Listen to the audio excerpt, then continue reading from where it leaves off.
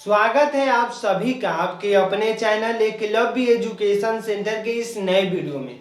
दोस्तों, आज के इस वीडियो में हम जानेंगे कि अरबी की फसल कैसे उगाते हैं, अर्थात अरबी की फसल के बुआई से लेकर हार्वेस्टिंग तक की सभी प्रक्रियाओं पर विस्तार से जानकारी प्राप्त करने का प्रयास करेंगे।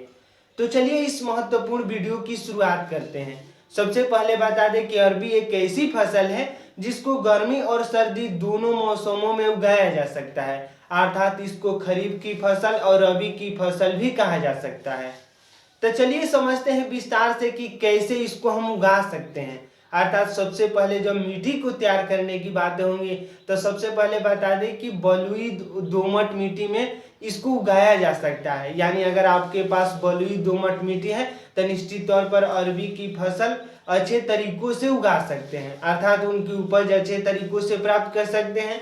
तो सबसे पहले बता दें कि बलुई दोमट मिट्टी का जो पीएच मान होना चाहिए 5.5 से लेकर 7 के बीच में होना चाहिए, अर्थात उसमें एसिड की मात्राएं होना चाहिए। यानी एसिड युक्त में अगर मिट्टी रहेगी तो निश्चित तौर पर एसिड और नॉर्मल्स के बीच में, यानी एसिड पूरी तरह से एसिड भी नहीं चाहिए, यानी 5.5 से लेकर 7 के, यानी पीएच वैल्यू 5.5 से लेकर 7 के बीच में होना चाहिए।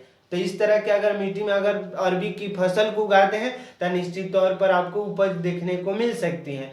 इसके साथ जैसे हम बुआई की बातें करते हैं तो बलुई दोमट मिट्टी को पूरी तरह से हमें तैयार कर देना है और बुआई से लगभग 20 से 25 दिन, यानी बुआई से 20 से 25 दिन पहले हमें गोबर का खाद उसमें डाल देना है।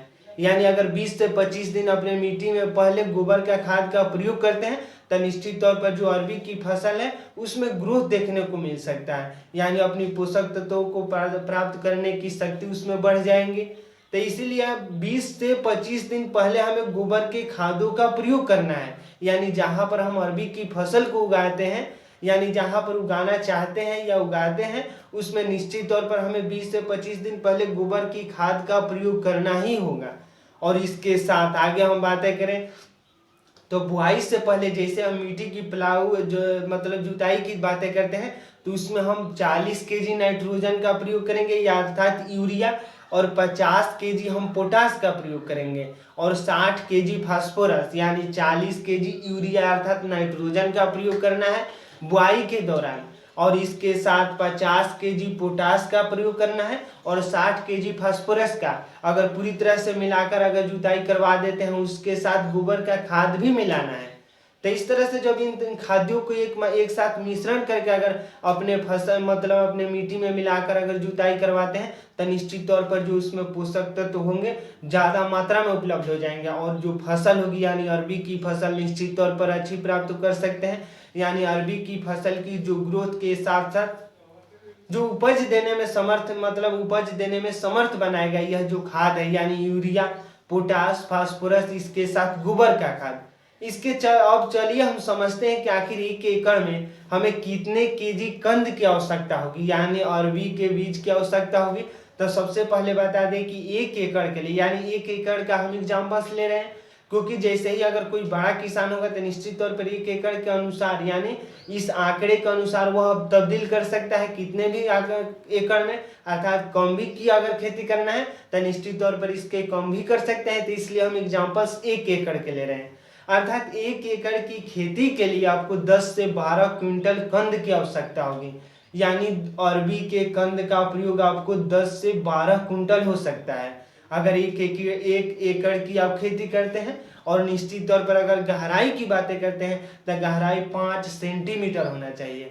अर्थात कंद की जो बोने की प्रक्रिया है जैसे ही हम शुरू करते हैं तो निश्चित तौर पर हमें यह भी ध्यान रखना होगा कि आखिर कंद की गहराई हम कितना रखें। तो कंद की गहराई निश्चित तौर पर 5 सेंटीमीटर रखना होगा, यानी अधिकतम 5 सेंटीमीटर रख सकते हैं, यानी कम से कम अगर ऊपर तो नहीं रख सकते हैं। तो इसलिए 5 सेंटीमीटर निश्चित तौर पर हमें उसकी कंद की जो गहराई होगी 5 सेंटीमीटर होना चाहिए। और जैसे ही हम कंद की अगर बुआई करते हैं तो निश्चित तौर पर उसमें रीडोमिल MZ72 का प्रयोग करना होगा, यानी रीडोमिल MZ72 का अगर प्रयोग करते हैं तो निश्चित तौर पर जो कंद की उपज है, यानी उपज के साथ साथ उसमें जो भी कीटाणु लगने की संभावनाएं हैं वो खत्म हो जाएंगे। तो इस तरह से हमें रीडोमिल MZ72 का प्रयोग करना है कंद की बुआई के समय, अर्थात अरबी फसल की जैसे ही हम बुआई करते हैं तो उसमें रीडोमिल MZ72 का प्रयोग करना है।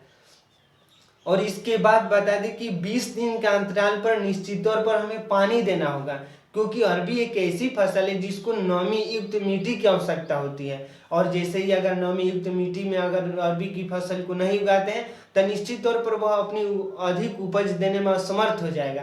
तो इसलिए हमें उस मिट्टी का चुनाव करना है जहाँ पर नमी ज़्यादा दिनों तक रह सके, अर्थात 20 दिनों के अंतराल में हमें निश्चित तौर पर उसकी सिंचाई करना है और नमी युक्त मिट्टी का हमें चुनाव करना है।